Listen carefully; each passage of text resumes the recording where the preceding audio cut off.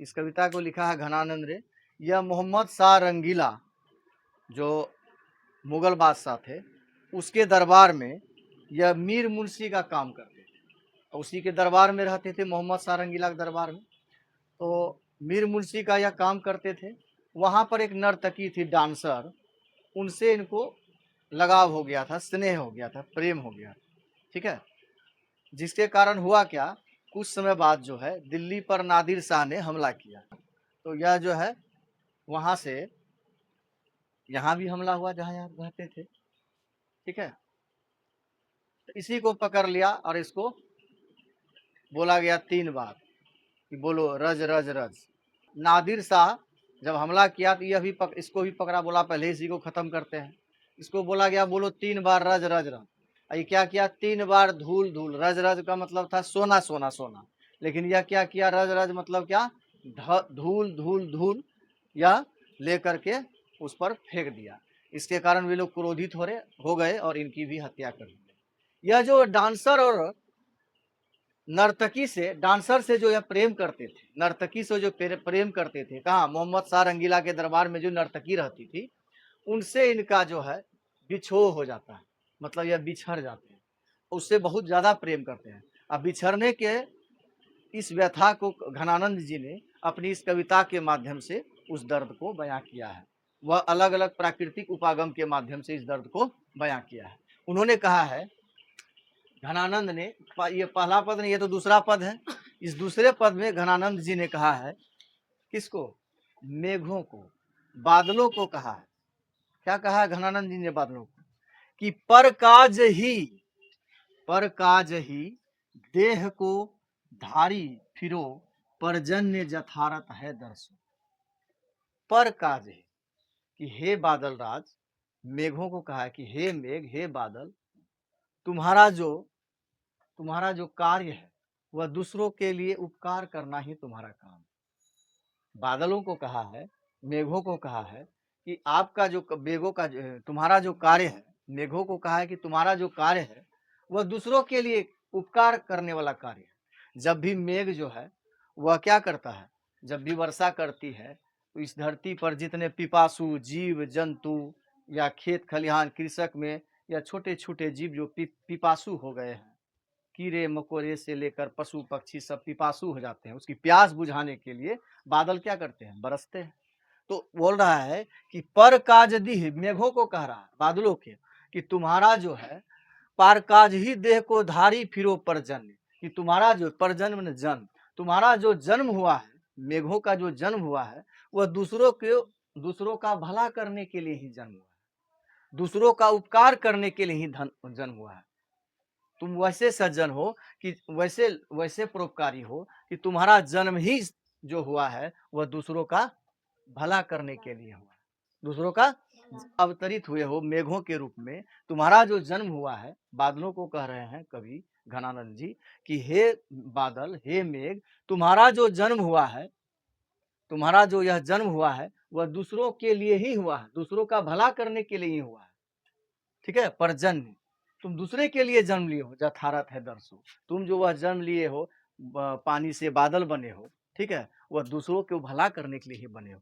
निधि नीर सुधा की समान, निधि मन समुद्र, समुद्र का पानी, समुद्र का पानी खारा होता है, लवण युक्त होता है, नमकीन होता है ना, ऐसे कोई चीखेगा तो उस समुद्र का पानी पीने योग्य नहीं होता है। लेकिन उस समुद्र के पानी को भी वाष्पित होकर के जब वह बादल का रूप लेती है और वह जब कहीं बरसता है तो वह मीठे जल में बदलता है। बताओ यह प्रकृति का कैसा उपहार है कि समुद्र का पानी नमकीन होता है, जब वह वाष्पित होकर ऊपर गया तो उसको मृदु जल में बदल देता है और ना जाने कितनों की प्यास बुझाता है। वर्षा जल का कोई आस्वादन करता है, कोई उसमें स्नान करता है, कितने जीव जंतु खेत खलिहान में कीड़े मकोड़े से लेकर सारे पशु पक्षी सब उसमें प्यास बुझाता है। पशु पक्षी सब उसका आस्वादन करता है, झिंगुरों की सहनाइयां बसती है, लोग चारों तरफ खुशियां ही बिखेरती है। तो बोलता है कि निधि नीर सुधा की समान करो, तुम्हारे अंदर में इतनी क्षमता है कि तुम खारा नमकीन जल को भी अमृत के समान मृदु जल बना देते हो। अमृत, सुधा माने क्या होता है, अमृत, अमृत के समान मृदु जल बना देते हो। सब ही विधि सजनता सरसों। और वह अमृत के समान जल बनाकर चारों तरफ प्यार और प्रेम रूपी खुशियां बिखेर देते हो, चारों तरफ अमृत रूपी वर्षा कर देते हो। ठीक है, धूप से गर्मी से लोग व्याकुल होते हैं, तुम्हारी यह अमृत रूपी वर्षा से चारों तरफ जो फैलाव होता है लोग खुशी होते हैं। समझ गए इसको? मैंने बोला निधि नीर सुधा की समान, तुम जो समुद्र के जल को अमृत के समान बनाकर चारों तरफ फैला देते हो, मेघों की बड़ाई कर रहे हैं, कर रहे हैं मेघों की बड़ाई। ठीक है, वो जो सजनता तुम में भरी है, दूसरों का उपकार करने की तुम में जो यह सजनता भरी है, वह काबिले तारीफ है, वह प्रशंसा के योग्य है। घनानंद जीवनदायक हो कुछ मोरियो पीर ही परसो।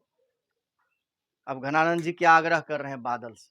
घनानंद जी कह रहे हैं कि जब तुम इतना कर ही रहे हो, क्या कर रहे हो? दूसरों का उपकार कर रहे हो, तुम्हारा जन्म ही हुआ है दूसरों के उपकार के लिए बादल। और जब तुम समुद्र के खारे जल को, नमकीन जल को बादलों में बदल के दूसरे जगह मृदु जल के रूप में, अमृत के रूप में बरसाते हो और सभी के घर आंगन पर गिरते हो, खेत खलिहानों में गिरते हो, पशु पक्षी जो पिपासु रहते हैं उसको तृप्ति देते हो, तो कुछ मेरी भी, घनानंद जी कहते हैं कुछ घनानंद जीवन दायक हो कुछ मेरी हो पीर है परसो। ठीक है, कुछ मेरा भी जो दुख है, क्या मेरा दुख है? कुछ मेरे जो हृदय की दुख है, वेदना है, तकलीफ है। क्योंकि कभी जो है घनानंद जी अपनी प्रेमिका सुजान से बिछड़े हुए हैं। उस नर्तकी का क्या नाम था? सुजान। अपनी प्रेमिका सुजान से बिछड़े हुए हैं और उससे बहुत प्रेम करते हैं। उसके विरह में यह हमेशा तड़पते रहते हैं, व्याकुल रहते हैं। इसीलिए कहते हैं, क्या कहते हैं? कुछ मेरी भी हृदय की पीड़ा को लेकर के जाके बरसो। जब तुम बादल सभी के आंगन में बरसते हो, चारों तरफ बरसते हो, नमकीन जल को मृदु जल में बदल देते हो, तो कुछ मेरी भी पीड़ा को ले जा, मेरी भी पीड़ा अपने आप में मिला लो। मेरा भी दुख से, दुख रूपी आंसू को अपने आप में मिला लो। ठीक है, मेरे हृदय की दुख को मिला लो। कब हूं वा विशासी सुजान के आंगन मो असुमानी लहो बरसे। क्या बोलता है?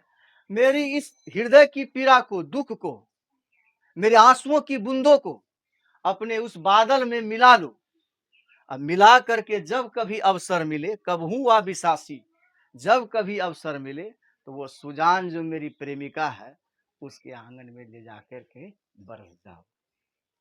जब मेरी उससे आंसू की बूंदे तुम्हारे बादलों के रूप में जाके बरसेगी, जब उसको वह आस्वादन करेगी, जब उसमें वह भीगेगी, तो मुझे तृप्ति मिलेगी, मुझे संतोष मिलेगा कि मेरी दर्द, मेरी पीड़ा वहां तक पहुंच गई, मेरी दर्द, मेरी पीड़ा वहां तक पहुंच गई। यानी बादलों से यह अनुग्रह किए हैं, बादलों से यह आग्रह किए हैं। आपको समझ में आ रही है कविता? कवि कहते हैं घनानंद जी, मोसमान ही ले बरसो, मेरे आंसू की बूंदों को ले जाकर के उसके आंगन में बरसो। किसके आंगन में बरसो? सुजान के आंगन में बरसो। कवि की यह जो आग्रह है, यह जो प्रेम है, वह उस नर्तकी सुजान जो मोहम्मद शाह रंगीला के दरबार में रहा करती थी, जिससे इनको काफी लगाव, स्नेह और प्रेम हो गया था, उससे बिछो होने के बाद उसके विरह में यह कविता को उन्होंने लिखा है। कई सारी कविताएं उन्होंने लिखी है, उनके मरनों से पहले उन्होंने ये सब लिख दी थी। लेकिन वह क्या हुआ, हालात का मारा हुआ, उस समय नादिर शाह ने हमला जब किया तो उस हमले में इनकी जान ही पहली गई। बोला गया कि यही मेन उसका कर्मचारी है। नहीं, कौन था ये? यह कौन था? मीर मुंशी है, इसी को मारो पहले। इसको मार तो दिया गया, लेकिन उसकी यह शाश्वत प्रेम और सच्चे प्रेम सदैव सदैव के लिए जीवंत रह गई। और अपनी क्या इच्छा व्यक्त कर रहे हैं? मेरे जो हृदय में दुख है, जो आंसू बरकर बरस रहे हैं, हे बादल राज, हे मेघ, तुम अपने उस बादलों में इन आंसू की बूंदों को समेट लो और सुजान जो मेरी प्रेमिका है उसके आंगन में जाकर के बरस जाओ।